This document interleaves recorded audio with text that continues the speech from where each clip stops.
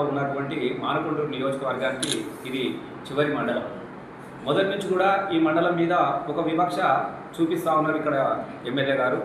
మేము ఒకటి ఎందుకనంటే మొన్న ఈజీఎస్లు ఎన్ఆర్ఈజీస్లో కేటాయించినటువంటి నిధులు అవి వచ్చినాయే అరకొర. గతంలో మేమున్నప్పుడు ప్రతి సంవత్సరానికి సుమారు ఒక 5 కోట్లు 10 కోట్ల రూపాయలు తీసుకొచ్చినటువంటి పరిస్థితి కూడా ఇక్కడ వాళ్ళందరికీ తెలిసే. ప్రతి గ్రామంలో కూడా కనీస అవసరాలను మౌలిక అవసరాలను గుర్తులో పెట్టుకొని కుల సంఘ భవనాలు కావచ్చు, మహిళా సంఘ భవనాలు కావచ్చు, సీసీ రోడ్ల నిర్మాణం కావచ్చు, డ్రైనేజీ వ్యవస్థ కావచ్చు, ఏ అవసరాలు ఉంటే కూడా అవసరానికి అనుకూలంగా అక్కడ ఇది ఈ పార్టీ ఉన్నారు, మా పార్టీ సర్పంచా, ఇంకొక పార్టీ సర్పంచా, ఇంకొకలా అని చూడకుండా.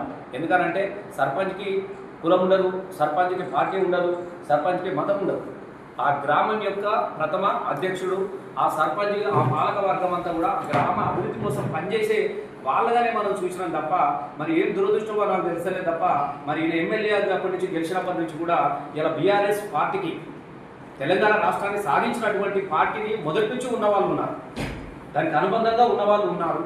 బీఆర్ఎస్ బలపరిచినటువంటి అభ్యర్థులు ఎక్కడైతే సర్పంచ్గా గెలిచినారో వాళ్ళ మీద ఒక వివక్ష కొనసాగిస్తూ వాళ్ళని అనేక విధాలుగా మానసికమైనటువంటి ఒత్తిడికి గురి చేస్తూ చివరికి ఎంత దుర్మార్గమైనట్టు అంటే ఎంత చిల్లర వేషాలకు దిగజారిపోయినారంటే ఈజీఎస్ నిధుల ద్వారా కూడా ఆ ఊర్లకు నిధులు కేటాయించకుండా మీరు మా పార్టీలకు వస్తేనే మీకు నిధులు కేటాయిస్తామనేది మేము ఒకటే అడుగుతా ఉన్నాం. ఈజీఎస్ అనేది నీ అయ్యే జాగీరో నీ ఎమ్మెల్యే నిధుల నుంచి ఇచ్చే ఫండ్స్ కాదు. ఈజీఎస్ పనులు అనేటివి వాళ్ళ యొక్క ఊరి యొక్క హక్కు, వాళ్ళ ఊరిలో ఉపాధి కూలే పని జరుగుతూ ఉంటుంది. కాబట్టి ఆ ఊరిలో కంపోనెంట్, లేబర్ కంపోనెంట్ ఉంటుంది, మెటీరియల్ కంపోనెంట్ ఉంటుంది. నీకు తెలివి లేదు, నీకు నిధులు ఎట్లా వస్తాయో కూడా తెలియదు, ఈజీఎస్ అంటే ఏదో తెలియదు, నీకు ఎన్ఆర్జీసీ అంటే ఏదో నీకు తెలియదు. కాబట్టి నీకు ఏ మాత్రం తెలియకుండా కేవలం అధికారులను ఒత్తిడి తీసుకొచ్చి ఇలా ఒక వివక్ష అనేది ఇలా కొనసాగిస్తున్నటువంటి పరిస్థితి ఇలా ఇక్కడి ప్రాంత ఎమ్మెల్యే గారు చేస్తూ ఉన్నారు. పెద్ద పెద్ద గ్రామాలల్లో ఇలా లేబర్ కాంపోనెంట్ అనేది ఎక్కువ ఉంటుంది. ఒక్కొక్క ఊర్లో 300 మంది 400 మంది కూడా పనిచేస్తూ ఉంటారు. వాళ్ళు పనిచేసే దాని మీదనే ఆ ఊరికి నిధులు అనేవి కేటాయించబడతా ఉంటుంది. అట్లాగే మెటీరియల్ అనేది కేటాయించబడుతుంది. ఇది పూర్తిగా కేంద్ర ప్రభుత్వం నుంచి 60% వస్తుంది, రాష్ట్ర ప్రభుత్వం ఒక 40% మాత్రమే యాడ్ చేసినటువంటి సందర్భంలో మొత్తం మీ పెత్తనం మీద నాకు అర్థమవుతలేదు. ఇలా ఖచ్చితంగా ఆ గ్రామాలకు ఇలా కేవలం ఒక 15 గ్రామాలు సుమారుగా ఒక 24 గ్రామాలకు మాత్రమే ఒక 2 కోట్ల నిధులు ఇక్కడ కేటాయించడం జరిగినది. మరి మిగతా 12, 13, 14, 15 గ్రామాలలో సున్నా. అసలు ఎంత విచిత్రం అంటే నవ్వుకుంటూ ఉంటున్నారు ఇది చూసుకొని. పెద్ద పెద్ద గ్రామాలు ఇలా గాలిపల్లి లాంటి ఊరు కావచ్చు, కట్పూర్ లాంటి ఊరు కావచ్చు, పెద్దలింగాపూర్ కావచ్చు, దాసారం కావచ్చు, అక్కడ ఆరపల్లి కావచ్చు, ఒగులాపూర్ కావచ్చు, ఇలా ఇట్లా చెప్పుకుంటూ పోతే చాలా నర్సంపేట కావచ్చు, చాలా గ్రామాలల్లో అంటే ఎక్కడెక్కడైతే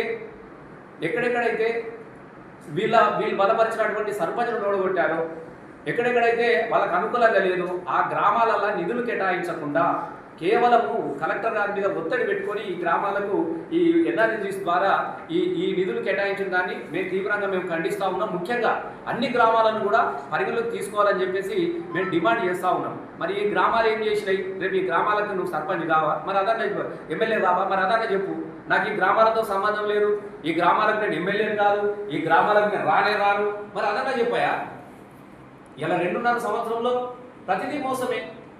ఇలా ఇందిరమ్మ ఆత్మీయ భరోసాను మోసం చేసినట్టు, 2500 మోసం చేసినట్టుగా, 4000 రూపాయలు ఇతనాన్ని మోసం చేసినట్టుగా, రైతు భరోసా మోసం చేసినట్టుగా, పిల్లల స్కూటీలు మోసం చేసినట్టుగా, ఇదొకటి. మళ్ళా ఇది కూడా ఒక మోసం కథ. ఎంత విచిత్రంగా చెప్తున్నాడంటే ఇది ఇంకొకసారి రూమ్ మారిపోతా ఉంటాడు. ఇలా ఎన్ఆర్ఎస్ పనులు ఎలా మొదలుపెట్టినా 2 సంవత్సరాల దాకా ఈ బిల్లులు వచ్చే పరిస్థితి కూడా లేదు. అయినా పర్వాలేదు, కొత్తగా గెలిచినాం కాబట్టి మా ఊరికి మౌలికమైనటువంటి అవసరాలు ఉంటాయి కాబట్టి ఇలా ఎన్ఆర్ఎస్ ద్వారా మాకు నిధులు వస్తే కొన్ని పనులు చేసుకుందామన్నటువంటి సర్పంచులను కూడా ఇలా మోసం చేసే పరిస్థితి మనకు కనబడతా ఉన్నది. మేము ఇలా గ్రామాలకు ఎందుకు ఇచ్చినా మేము అడుగుతలేము. దయచేసి ఇలా ఆ గ్రామాలకి వెళ్ళి